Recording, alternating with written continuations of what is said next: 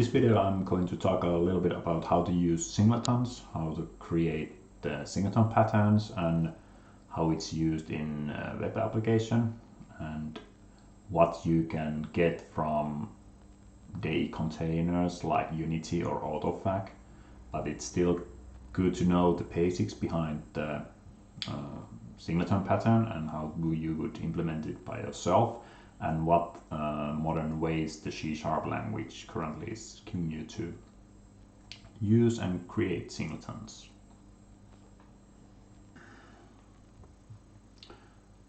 So I have created here an example project, which is a unit test project, and it is .NET 5 project. So it should have all the latest blows and whistles. And I'm using this unit test to demonstrate how the singleton pattern is working. And we will be creating 3 different singleton patterns, or we are using 3 different methods to create the singleton. And we start by the most common one, which is also problematic a little bit because it's not thread safe, and we will talk about that later. But let's start up by creating a new class and call it singleton non-thread safe, because this implementation is not fully thread safe. It is almost, and if you just create the singleton at the startup or something like that, this is fully. You can use this pattern, there is nothing wrong in it, but if you are creating the singleton in some kind of loop or for example in web projects you are using web request to create the instance, then you might run into troubles. Okay, so we have this new class, and we defined it as a public because we want to access this class outside of this class or this project maybe. We define the class as sealed, which means that this class cannot be inherited from in C#. So in VB.NET this is much better keyword because it is non-inheritable. But in C# you define the class as sealed, so nobody can inherit it. And here we are creating a new static variable, which is private. It's not accessible directly outside of this class. Private static, and we create a variable about this class. It's in presentation of itself. So it's singleton non-thread safe, and we call it an instance. And we initialize it as a null. I pressed Ctrl S there, and I have set up my Visual Studio so that it removes all the unnecessary usings. So that's why I lost everything from top here. You don't have to care about it there, but I find it quite neat setting to avoid extra using statements. Because if you are programming a lot and you try different things and namespaces, you will eventually add a lot of using statements on top. And if you don't clean them up, they will pile up and you will have like 20 using statements on top. So I find that really useful feature, even though that sometimes it removes some useful namespaces. Like for example, if I have just used console write line, and I remove it for a while, that line that uses the console, and press Ctrl S, it will remove the using statement, even though that I will just be using it later. But anyway, I find it useful. We define the constructor as private. Let's put the braces there. And this means that you cannot create new instances of this class, the Singleton non-thread safe class. So typically the constructor is right like this, public Singleton non-thread safe. But now I have set it as private, which means that it is not allowed to be called. No one can create something like var variable equals new Singleton non-thread safe. This is not possible outside of this class. And with this we protect that there is only one instance of this class created. This is kind of the beef in this Singleton pattern. But then we need to access this class somehow. It is not enough that we use it inside this class, because we want to use the Singleton in our other classes of this project or this application. So we need to provide some kind of way to access this Singleton class, and that is done by creating a static public accessor for the instance. And in C# we like to use the properties for this. You could use the method for all this also, but we use properties. So we create public static, which means that there is no need to create an instance to access this property. We can access it from the class itself. We will look into it later. You don't have to care about it like now. And we are returning the same class that we have built here.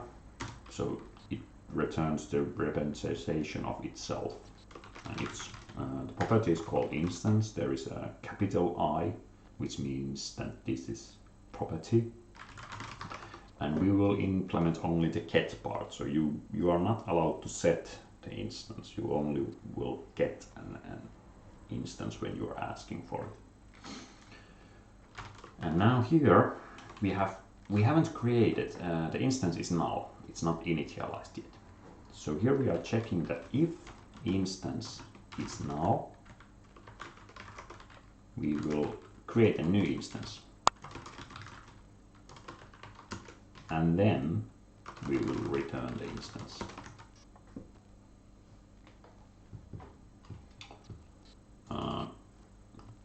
Let's remove the read-only from there. Yeah. Okay. So we have a public class that is sealed. You cannot inherit it. It contains private variable about itself, which is a bit funny, but this is how it works. And we have also declared the constructor as private, so you cannot create instances of this class because it's private, it's hidden. And then we have created a property called instance that allows access to the instance variable that is initialized when it's called, if it's not already initialized. And the non-thread safe problem or thread problem lies in here. This is, I would say this is theoretical problem.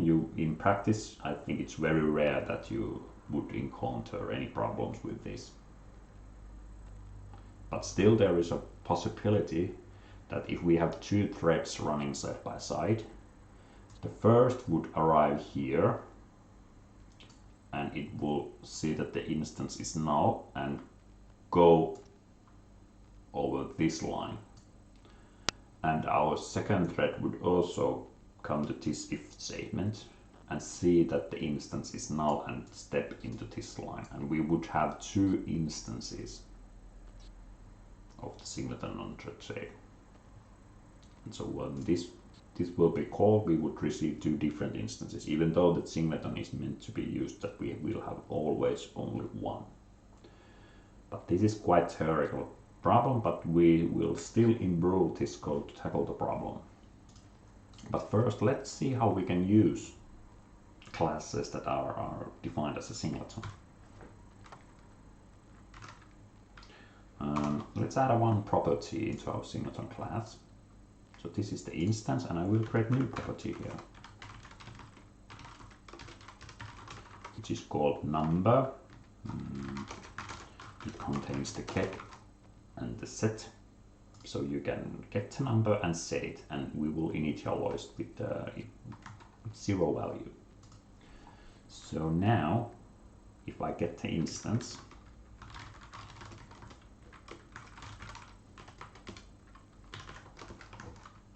this means that in this line I will get the instance of this into the Singleton class variable, sorry, and I can use the Singleton number and increase its values. And let's say I have another we can write line this console write line Singleton number, and here I'm pressing Control dot to get the using statement for console. I need to add the using statement so that the C# knows where to get the console static console class that can be used to write into console. So basically this means that our application or this test method will write something into console. But let's debug the see the actual values.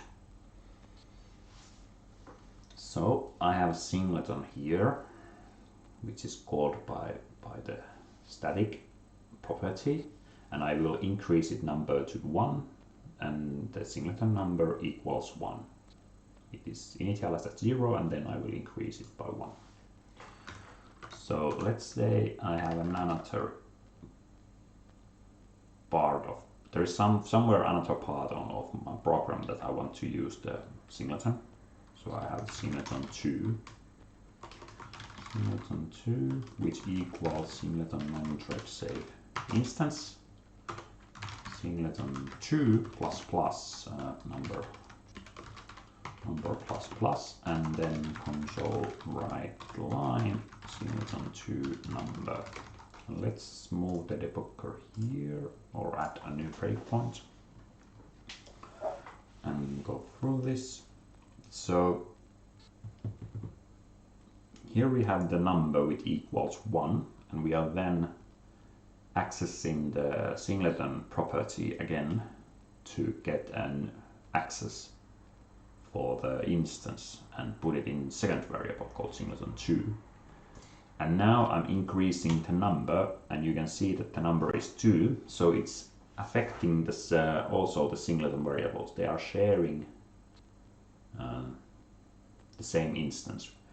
In practice they are pointing into the same memory location.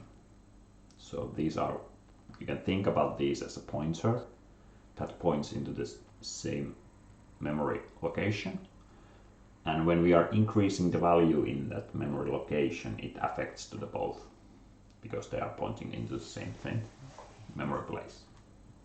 So this equals now 2 because it's increased 2 times. So this is the basic of Singleton, and it is useful that when you are having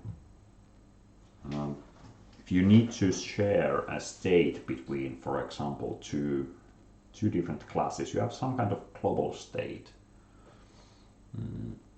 that you want to share, or you have some kind of code that needs to be accessed from multiple places, and it contains some kind of state. This pattern is used quite commonly in web programming. For example, the session, I think, is one implementation of it. So when something about the user is stored into the session, we could have a single instance that contains all the session details for different users. But that is something that I just made up. So it's something like that, but it's useful in some business cases, and when you need it, or you want to use it, it's good to know how it works behind the scene. But this is not non-thread safe version, as said, and there is a simple fix that would improve the thread safeness of this class. And we can create a lock, which is I think something like C#. It's C#2 feature, but anyway, it has been a long time in .NET. And we are creating private static read-only, let's say backlock. Backlock, and it's a new object. The object can be, I forgot to set the type. The lock objects can be almost anything. I think it's just, I think about it that it is just an object that is used to, it's a memory place that is used to control the access of the code that is inside the lock statement. And here we could use the padlock with lock keyword, though lock this whole thing, so something like that. And the lock keyword works like that when there are two threads accessing this piece of code and there is lock. The first thread will acquire the lock and start executing this code. And when the second thread arrives, and if the first one is still executing this code, it will queue up here.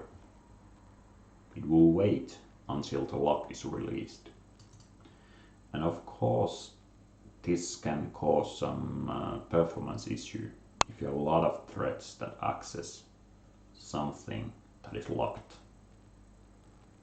So you have to be wary about that it may cause performance issues if you are using the lock code from multiple threads. For example, if I had 10 threads here that would access this piece of code will run in maybe nanosecond. A lot faster than once in millisecond. It is just a super fast piece of code. So if I had 10 threads, I would have no issues using this code. It wouldn't be any issue.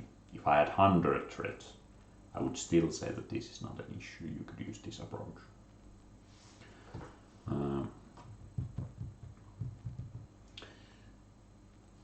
There could be some thread issues with this one. Maybe we could, well, the lock should fix the issue with the, yeah, the lock will, we don't have thread issues anymore, but we will have performance issues. And if we would want to improve the performance, we could add here new check. And we would do the locking only if we are creating the instance. We could have something like this. And this improves the code a little bit so that if the instance is null, then we will acquire the lock and do the initialization. If the instance is already set, it is created, we can just return it. So this improves performance a little bit, and this is actually quite good implementation for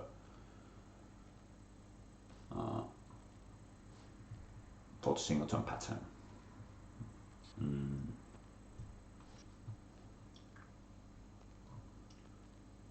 Okay, this is the second implementation of the Singleton, and I could now change the class name. That this is actually Singleton thread safe. Yes, I want to also change the name of the class, and in our unit test, which is here, we can create an assert. That assert are equal, accepted value is 2, and the Singleton 2 number. So when I run this, it should run find. As we can see, it outputs the 1 and 2, and the assert is true. The singleton number is 2 here. This is how you do assertion in unit test if you are not using any other library. So singleton true number equals 2 and are equal, and it is true. It goes through without any issues.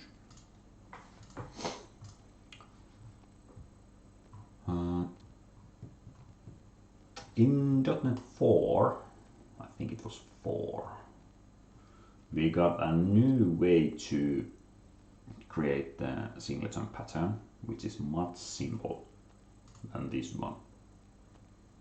This is kind of the classic implementation of the singleton pattern. But let's see how we can create a .NET 4 version, or after that, anything after the .NET 4. So we will create a new class. We will call it the singleton lazy.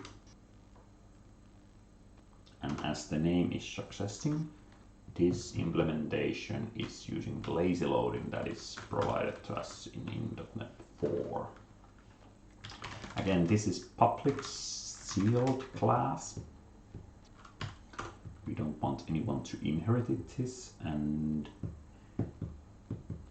we want to have a variable which is private. You cannot access it outside of this class.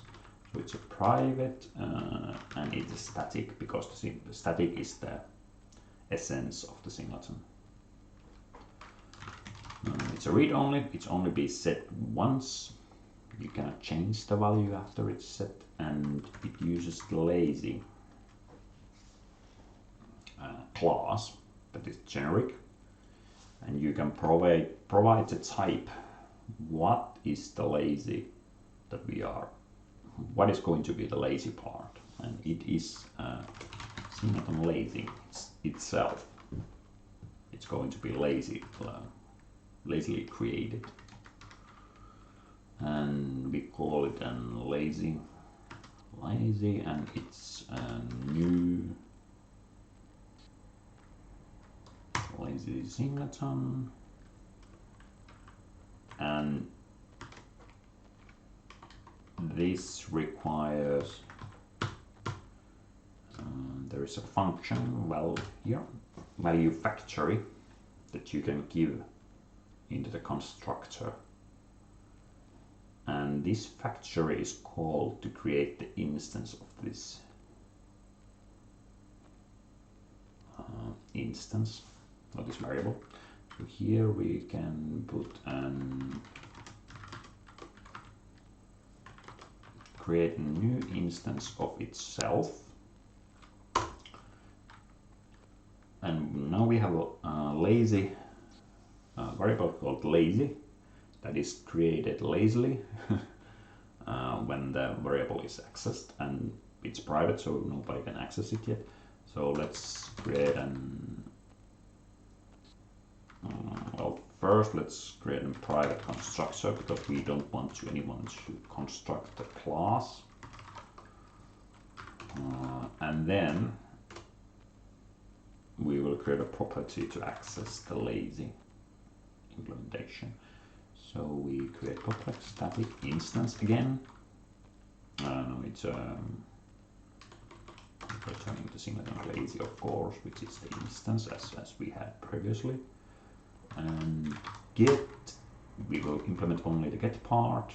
Let's put the braces with, and it will return the lazy dot value.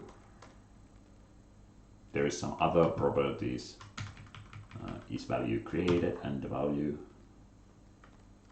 but we will return the value because we want to access the singleton itself. And we will also add the number to test how this implementation is working.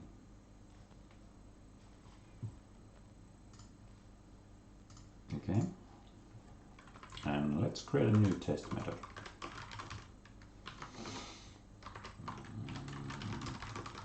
let's call it test method 2 because we are using super cool names.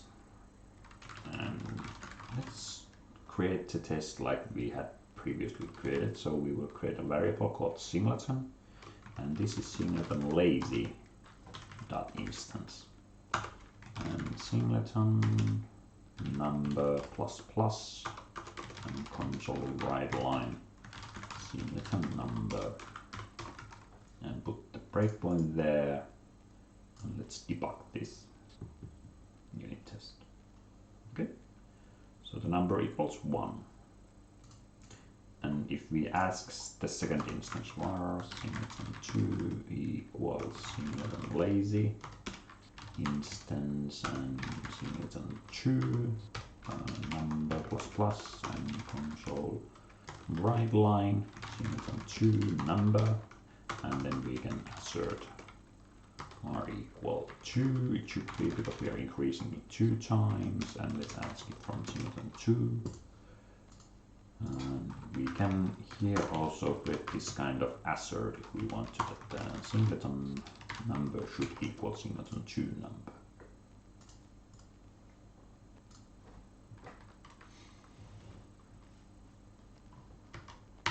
Okay, the number equals 1, then we are creating a new variable called Singleton 2, and the number equals 1, and after increasing it is 2. Yeah, so this is going fine, and the Singleton number is 2, and the Singleton 2 number is 2, which is of course true. And the test is green. So in this lazy implementation, we are using the .NET 4 lazy feature, and this means that this instance is only created when it's actually needed. A bit similar like we had here, but if you compare this implementation against this is just super simple. The lazy will, I think it has some performance. It costs some CPU cycles compared to our Singleton thread save, but I would say that if you are creating, let's say, let's say 1 million calls into the instance property, so you are calling it quite a lot in your app, you wouldn't see any difference between using the lazy and the thread save. If you have billions of calls, then you would think about the performance. So the lazy performance is quite good. Usually you don't have to worry about it. And the same thing goes to the locking. If we would have only always acquiring the lock, I don't think it would be an issue in most of the application that is written.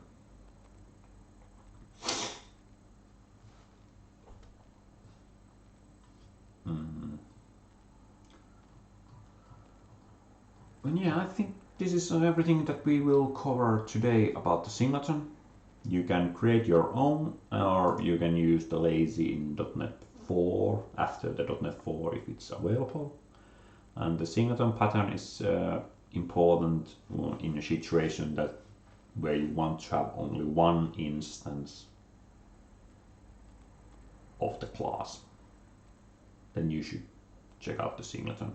And when you name the classes, you might want to end the class name with Singleton. Here I had it as a prefix, but I think it's good to add in the end of the class name. So let's say I have a customer factory customer factory, and it is Singleton. I would name it as a customer factory Singleton, so that every other developers that are reading the code, they will instantly see the Singleton name in the class name, and they will know that I'm using the Singleton pattern behind the class, and they don't have to care about it, or they know how the Singleton works, so they can use it as properly.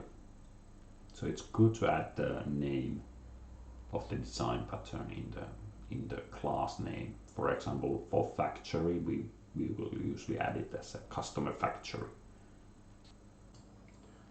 Okay, that was all about the Singleton pattern, and on the next time we will discuss about the factory pattern, and we will see how it's used in modern web apps. And if you like the video, subscribe it and leave a comment on below, and you can also comment about topics that you would like to see more about, and I will see if I can handle those too. Thank you for watching.